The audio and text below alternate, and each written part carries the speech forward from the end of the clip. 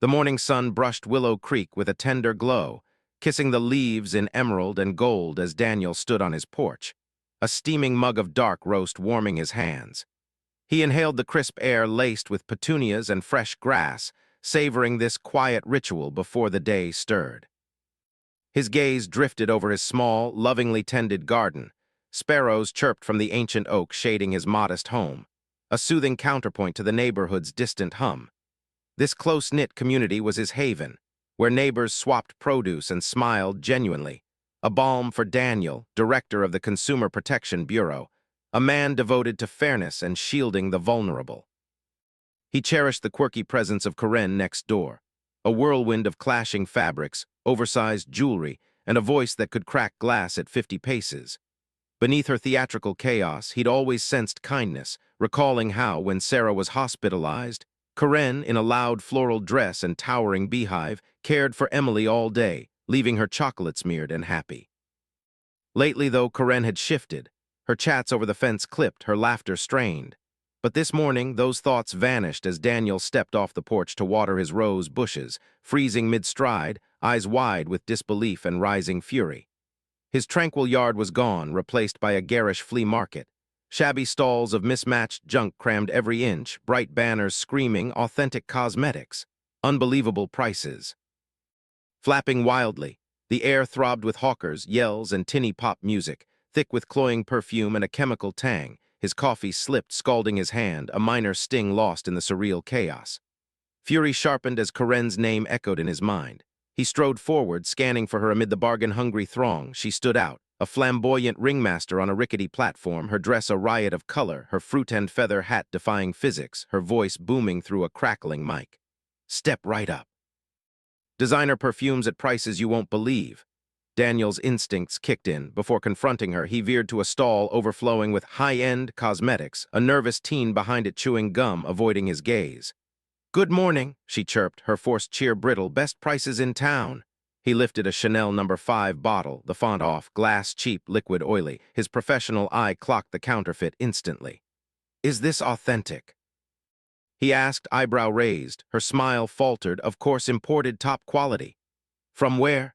he pressed, voice calm but firm, the tone of a seasoned interrogator. She stammered, France, from the factory." Glancing around for Karen, Daniel sighed. This wasn't just a nuisance, it was a dangerous scam peddling fakes in his yard. Across the chaos, Karen waved her arms, smugly thinking, "They're buying it, hook, line, and sinker. These fools will believe anything for a deal."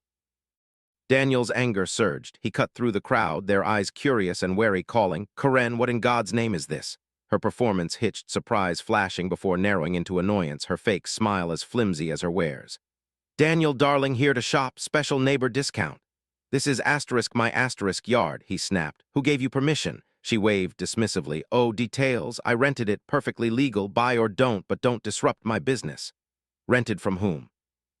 he demanded, voice rising. Her smile tightened, mind racing. Think fast, Karen asterisk. "Must have been the previous owner, you didn't know. It's running now, nothing you can do."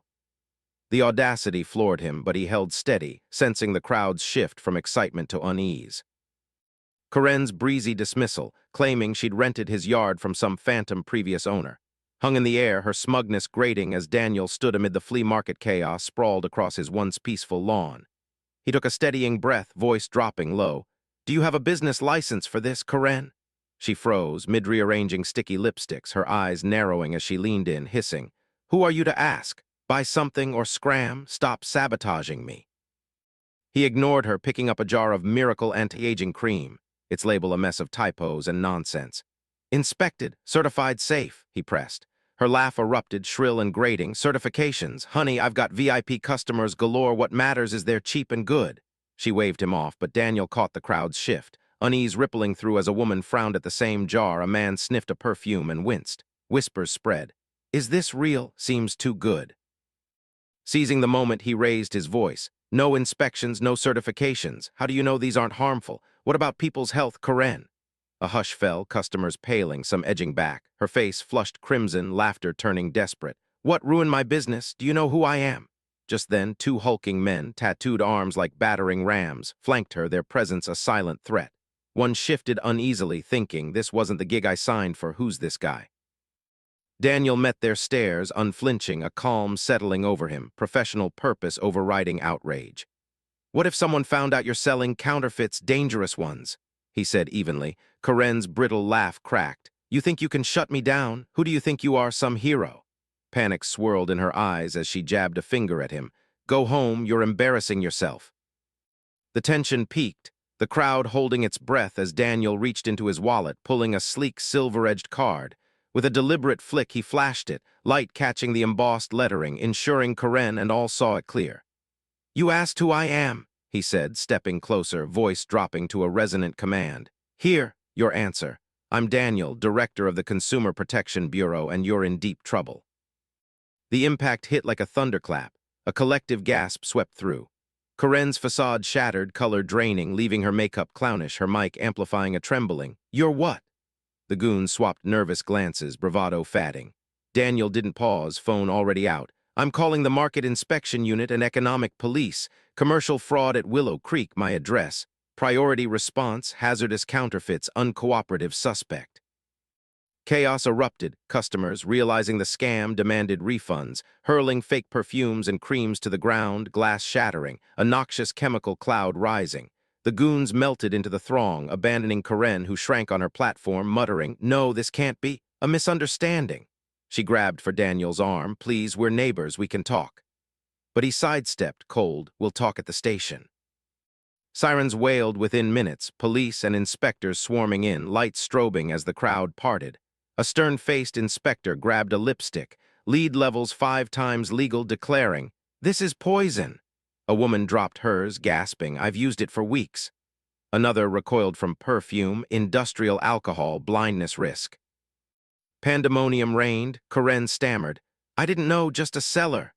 But officers cuffed her, her pleas lost in the uproar. Daniel watched her led away, a mix of duty and melancholy settling as his yard's wreckage mirrored her fall. The police car hauling Karen away cut a fatting rhythm of red and blue through the darkening sky, her cuffed silhouette a stark end to the flea market's chaos. Daniel stood amid the wreckage, shattered bottles, trampled flower beds, his rose bushes mangled, watching inspectors catalog evidence with grim efficiency, the air still thick with cheap perfume and chemical sting. The crowd had scattered, some clutching receipts in fury, others pale with dread, one woman's whisper, "I've been using that poison," echoing in his ears. A strange brew of satisfaction and melancholy washed over him. He'd done his job, protected people, but at a cost etched in his ruined yard. He trudged to the porch, the familiar creak of the steps a thin comfort, retrieved his cold coffee mug and brewed a fresh pot. Sinking into his old wooden chair, he sipped the bitter heat, gazing at the alien scene. Inspection vans, lights casting eerie shadows over what was once his sanctuary. Karen's fall replayed in his mind, her crumbling bravado, her desperate plea, "I'm not a bad person." And he couldn't shake a flicker of something, not sympathy but understanding. He remembered her kindness when Sarah was sick, Emily safe in her flamboyant care. Had desperation driven her here, blind to the harm?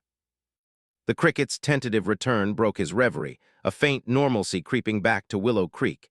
He thought of the victims, skin rashes, blindness risks, all chasing bargains, and the shadowy suppliers profiting behind Karen, a network his bureau would hunt next.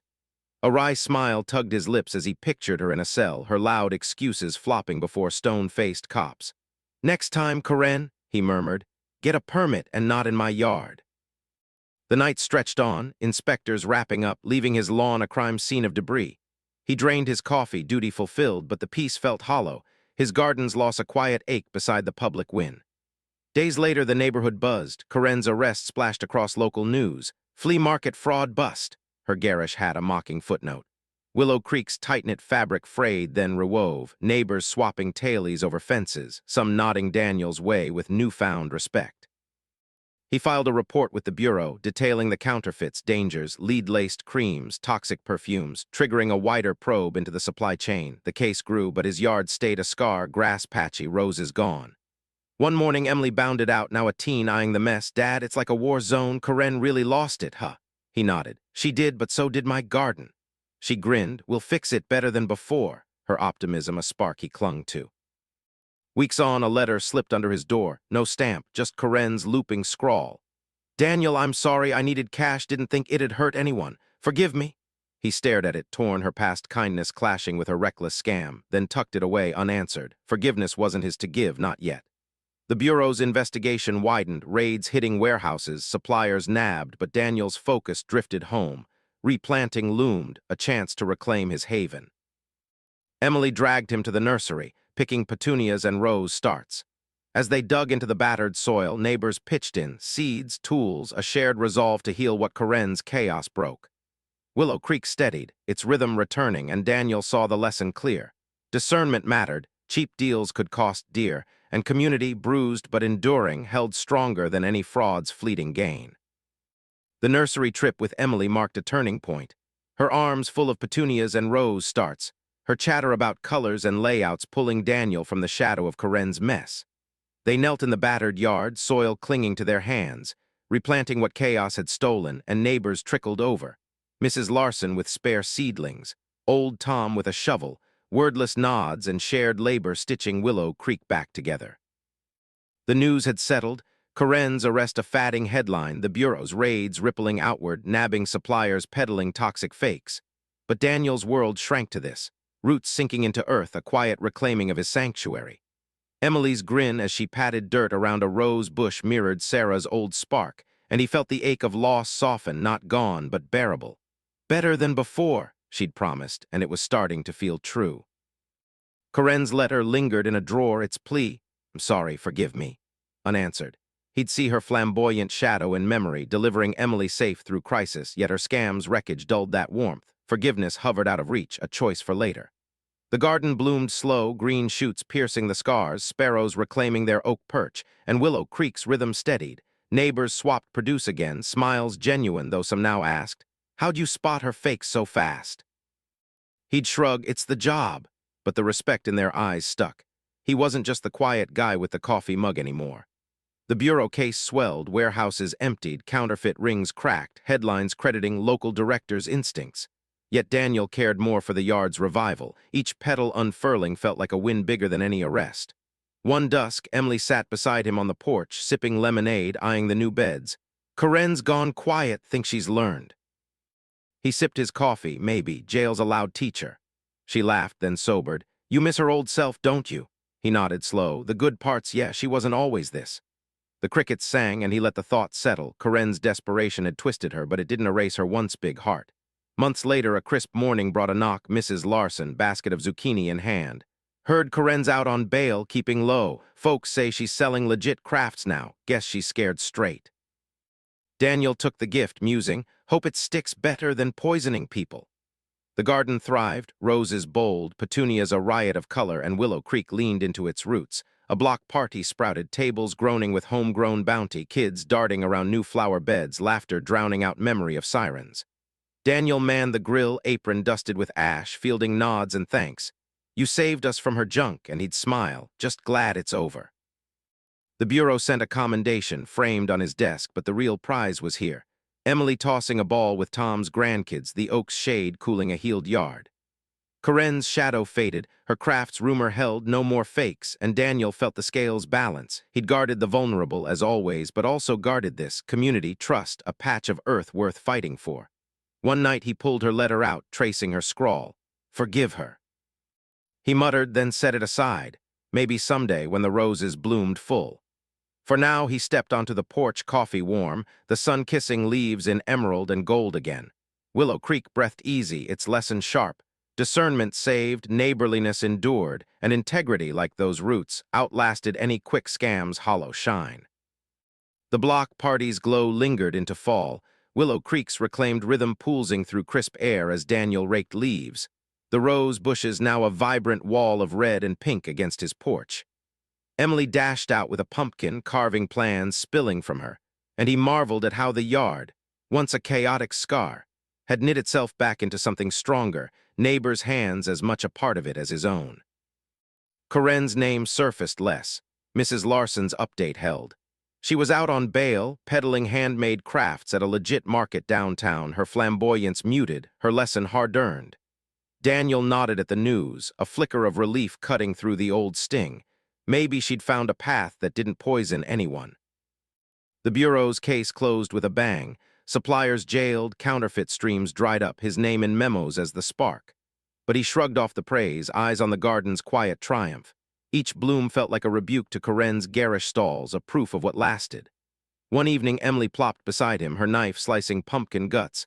"Think Karen'll ever come back?" He sipped coffee, gazing at the oak's swaying branches. "Not like before, jail scared her straight, I'd bet." She smirked. Good, she'd hate these roses, too real. He chuckled, her sharp wit a mirror of Sarah, and let the thought settle. Corinne's old kindness still ghosted in him, but her betrayal had carved too deep for easy absolution. The letter stayed in the drawer, its "forgive me," unanswered. He'd pulled it out once more, tracing her plea, then slid it back, someday maybe, when time softened the edges. Winter crept in, blanketing the yard in frost, the community tighter than ever. Tom dropped off firewood, Mrs. Larson her famous jam, a web of small trusts rewoven. At a holiday potluck, folks toasted Daniel, "To the guy who saved us from fake perfume." And he raised his mug, "To real neighbors," the laughter warm against the chill. The Bureau offered a promotion, bigger office, broader reach.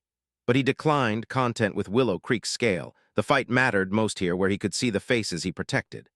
Spring woke the garden anew, petunias bursting, roses defiant, and a quiet Sunday brought a surprise. Corinne, hesitant at his gate, no feathers or clashing colors, just a plain coat and a woven basket. "Daniel," she said, voice soft, "I made these, legit, I swear, thought you might like one." He took the basket, craft simple but honest, and saw her eyes, worn, not smug. "Thanks," he managed, throat tight. "Looks like you're doing okay?" She nodded, trying sorry again for everything. He let the silence hang then, "Keep it straight, Corinne, good luck." She left, a weight lifting as she faded down the street. Emily peeked out. "Was that her?" He nodded. "Yeah, think she's learned." She grinned. "Your roses scared her off for good." He laughed, stepping onto the porch, coffee warm, the sun kissing leaves in emerald and gold once more. The yard breathed alive, Willow Creek whole, its lesson etched deep.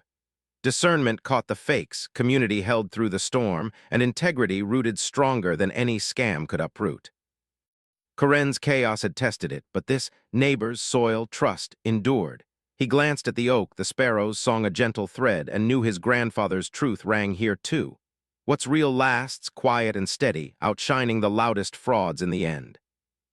Summer hummed over Willow Creek, the garden a riot of color, roses spilling over trellises, petunias dancing in the breeze, as Daniel leaned on his rake, sweat beading under the sun's steady gaze. Emily, home from college, hauled a hose, her laughter cutting through the sparrows' song, the oak's shade a cool refuge. Corinne's basket sat on his porch table, its woven simplicity a quiet fixture months after her visit. No gaudy flair, just proof she'd pivoted. Word trickled through the neighborhood. She'd set up a legit craft stall downtown, steady now, her old bravado swapped for something humbler. He'd seen her once at the market, her booth tidy, customers nodding approval. Their eyes met briefly, a flicker of acknowledgement, no words. Enough for him to feel the grudge loosen, not gone, but lighter.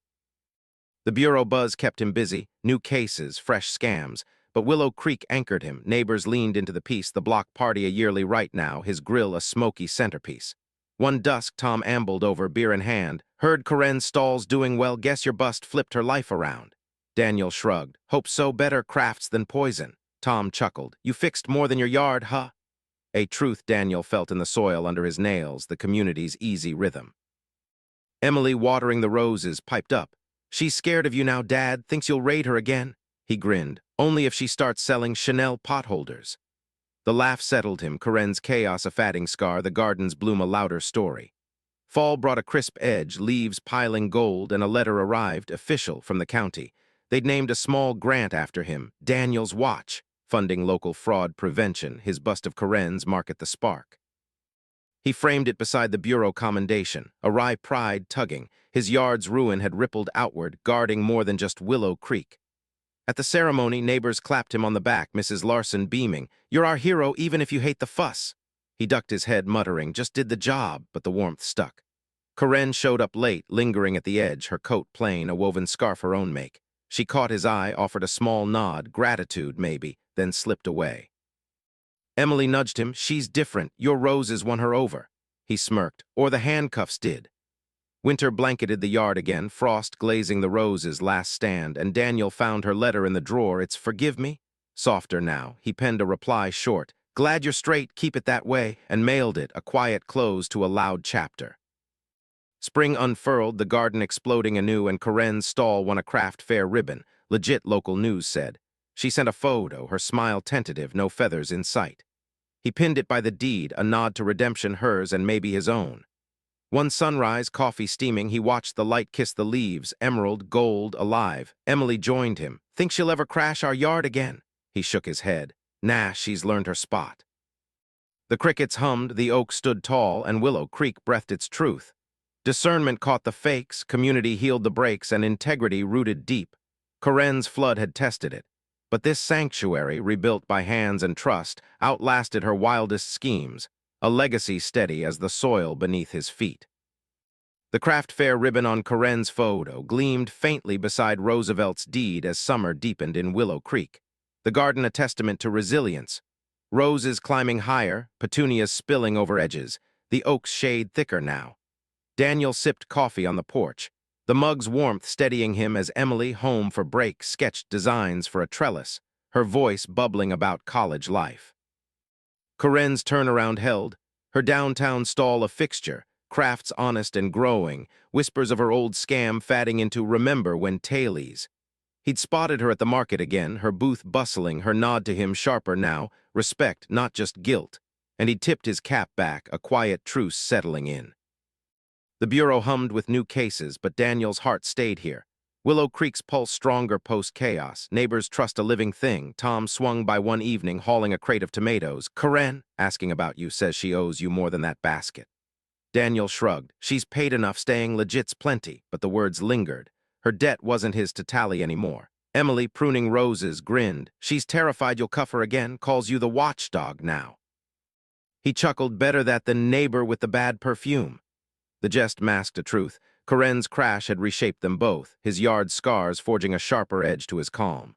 Fall swept in, leaves blazing, and the Daniels watch Grant kicked off, locals trained to spot scams, his name a quiet shield.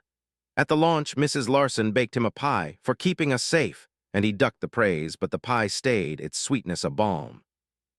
Corinne sent a craft, a woven mat, no note, just left it at his gate. He set it by the door, its simplicity fitting the porch's worn wood, a silent bridge over old rifts. Winter bit hard, frost locking the garden, and a storm knocked power out. Neighbors rallied, Tom with a generator, Emily with cocoa, and Corinne appeared, hauling blankets, her coat dusted white. Heard you were dark, figured I owed a hand. He took one, thanks, stay warm. And she lingered, helping stack wood, her chatter subdued but real. Emily whispered later, she's trying, think she's good now. He nodded. Seems so, time'll tell. Spring burst through, the trellis up, roses twinning wild, and Corinne's stall hit the county fair. Her crafts took second place, her photo in the paper beaming, no trace of the old ringmaster. She dropped by, rare hesitation in her step. Daniel, I'm opening a shop, small, legit, want your blessing. He paused, coffee mid-sip then. You've got it, just keep it clean. Her eyes softened, promise, learned my lesson the hard way. She left, and Emily smirked. You're her hero now, ironic, huh? He grunted, more like her wake-up call. The garden thrived, petunias bold, the oak's song steady, and Willow Creek sealed its bond. A summer fest crowned it, Daniel grilling, Corinne there with crafts, not selling, just sharing, kids swarming her for weaving tricks. He watched, mug in hand, the sun kissing leaves in emerald and gold. Her letter's plea answered at last, faded to memory, forgiveness a quiet root beneath the soil. This was it. Discernments win, communities mend, integrities bloom.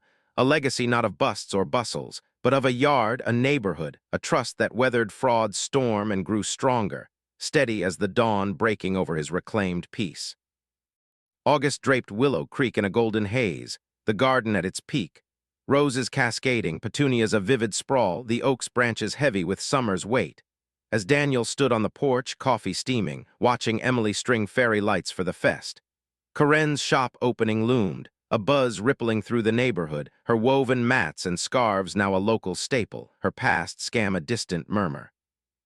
She invited him to the ribbon cutting. A handwritten note slipped under his door. Daniel, you made this possible, come see? And he'd tucked it beside her old plea, a quiet nod to her climb back. He'd go not for fanfare, but to see her stand steady. The bureau eased into routine, scams quieter since the big busts. Daniel's watch humming along, and he relished the shift, his days split between desk and dirt. Tom dropped by hauling peppers. Corinne's shop's got a line already, folks say you're her lucky charm.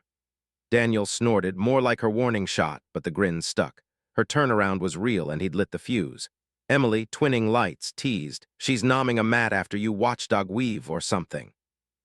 He groaned, she better not, I'll raid her again, and her laugh rang out bright as the bulbs. The fest kicked off at dusk, tables groaning with harvest, his grill smoky, kids darting through new beds. Corinne wove through, no booth, just mingling, her plain dress a far cry from fruit hats, handing out woven coasters, hers free, a peace offering. She caught his eye, shop opens tomorrow, still coming. He nodded, wouldn't miss it, and she beamed, softer than he'd ever seen. Next morning he walked downtown, the crowd small but warm, Mrs. Larson, Tom, locals clapping as Corinne snipped the ribbon, her shop's sign simple. Corinne's Crafts. Inside, shelves glowed with honest work, no fakes, her voice steady as she thanked them, especially Daniel, who showed me the hard way what matters. Eyes turned, he shrugged. Just keep it legit, and they laughed, her nod a promise kept. The garden held through fall, roses fatting, petunias tough, and Willow Creek leaned into its new skin. Corinne's shop thrived, her crafts in county stores, her old chaos a tale kids barely believed. One crisp day she dropped by, a woven blanket in hand. For your porch, real thanks, not just words. He took it. Looks good, staying straight. She smiled, too scared not to, you're still the watchdog. He chuckled, good, keeps us both sharp. Winter blanketed the yard, the blanket warming his chair, and a letter came, bureau brass, offering retirement with honors. He mulled it, then signed, ready for quieter fights, roses over raids. Spring woke the garden fierce, Emily home, planting with him, Corinne's coasters on fest tables again. She'd named no mat after him, but her shop's back wall held a fold. Him, grim-faced at her bust, captioned the lesson. She grinned when he saw it, keeps me honest, and he nodded, keeps us all. Summer flared, coffee warm, the sun kissing leaves in emerald and gold. He sat, the oak song steady, Emily sketching, Corinne's shop a hum down the street. A legacy not of cuffs or courts, but of a yard reborn, a community forged, a trust that outlasted fraud's flash. Corinne's flood had broken ground, but this, roots, hands, quiet winds, stood taller, a truth as old as the soil. Integrity endures, steady and sure, blooming where chaos once reigned.